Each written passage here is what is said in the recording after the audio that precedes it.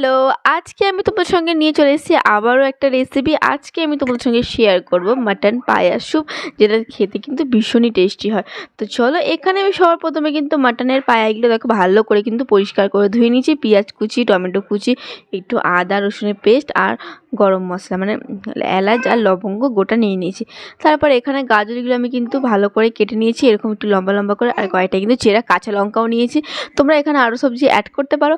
তো এবারে আমি কয়েকটা একটু রিফাইন্ড তেল আর বাটার দিয়ে দিয়েছি তোমার জিরে ফোড়ন। তারপর একটু পেঁয়াজটা ভালো করে ভেজে নেব। তারপরে দিয়ে দেবো আদা আর রসুনের যে পেস্টটা বানিয়েছিলাম সেটা। তারপর টমেটো কুচি দিয়ে দিয়েছি আর গাজরগুলো যে কেটে রেখেছিলাম আর কাঁচা লঙ্কা সেটাও কিন্তু দিয়ে দিলাম।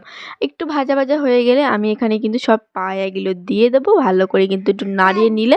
আর তারপর আমি এখানে নুন অ্যাড করব, আর একটু ভালো করে ভাজা ভাজা হয়ে আসলে আমি এখানে কিন্তু 2 বাটি জল অ্যাড করে দিচ্ছি। তারপর ভালো করে ফুটিয়ে নিয়ে রেডি।